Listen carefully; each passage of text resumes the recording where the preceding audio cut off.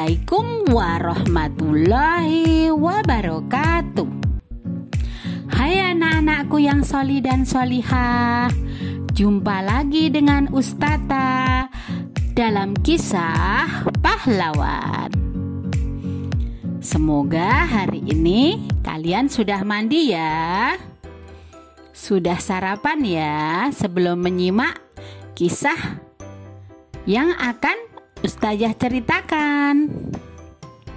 Semoga kalian semua selalu dalam lindungan Allah Subhanahu wa Ta'ala, sehat dan dimudahkan segala urusan. Amin. Anak-anak, hari ini Ustazah mau berkisah tentang pahlawan Pangeran Diponegoro. Siapakah Pangeran Diponegoro? Ayo kita simak bersama-sama.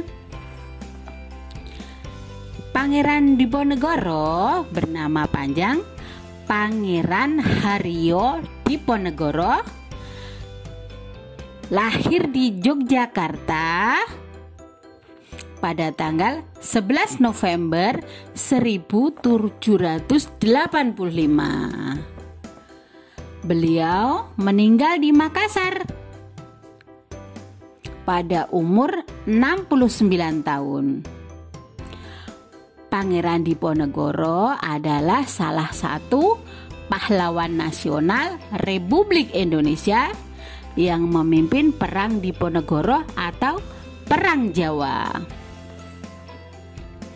Anak-anakku sekalian yang dirahmati Allah, perlawanan Pangeran Diponegoro dimulai ketika beliau dengan berani mencabut tiang-tiang pancang pembangunan jalan oleh Belanda yang melewati rumah, masjid, dan makam leluhur Pangeran Diponegoro.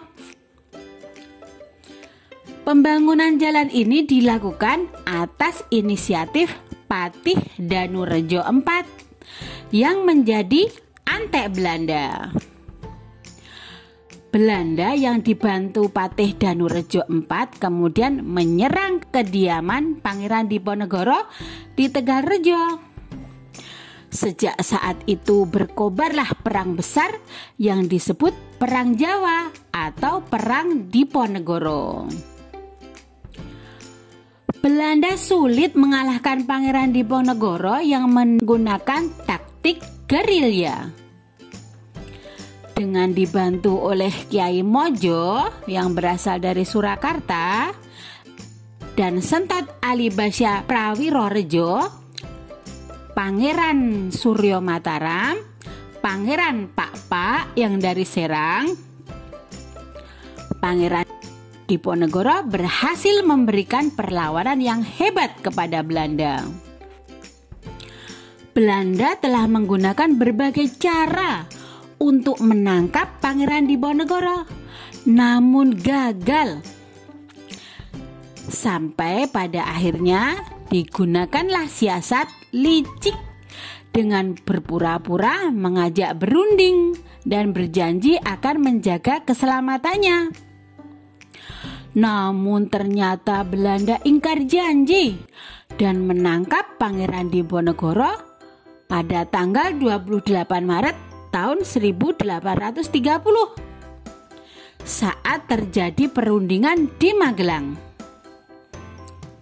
Tanpa malu, Jenderal Hendrik de Kock menangkap Pangeran Diponegoro agar perang besar di Pulau Jawa tersebut dapat segera diakhiri. Perang Diponegoro telah menimbulkan kerugian yang amat besar bagi Belanda.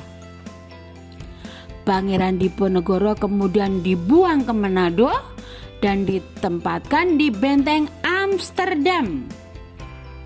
Namun 4 tahun kemudian ia dipindahkan ke benteng Rotterdam di Makassar hingga wafatnya dan dimakamkan di Kampung Melayu Makassar.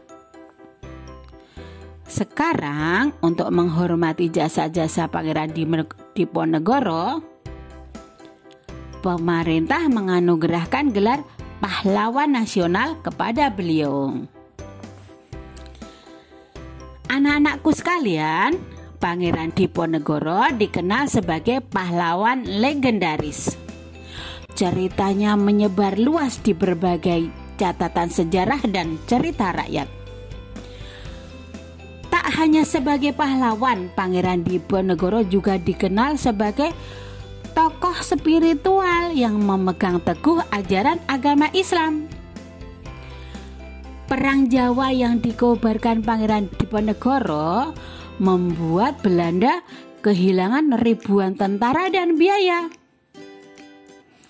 Anak-anakku sekalian, tahukah kalian, siapa nama kecil Pangeran Diponegoro? Pangeran Diponegoro waktu kecilnya disebut sebagai Raden Mas Ontowiryo. Pangeran Diponegoro merupakan putra tertua Sultan Hamengkubuwono yang ketiga. Ia tumbuh menjadi sosok yang rajin beribadah, rajin sholat, suka menolong rakyat, dan sangat baik hati. Nama Pangeran Diponegoro melegenda karena menjadi pemimpin Jawa dalam Perang Jawa tersebut. Sehingga perang tersebut dikenal dengan nama Perang Diponegoro. Perang Jawa sendiri dipicu oleh reformasi tanah yang dilakukan Belanda untuk melemahkan perekonomian para bangsawan Jawa.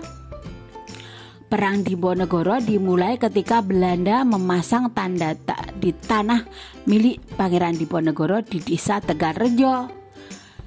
Geram dengan aksi tersebut, sang pangeran kemudian menantang Belanda.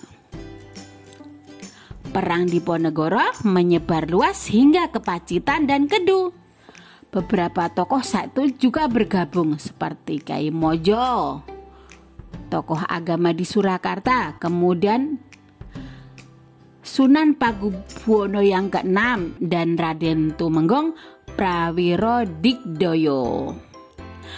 Perang Diponegoro merupakan salah satu perang terbesar yang pernah dialami oleh Belanda selama masa pendudukan di Nusantara.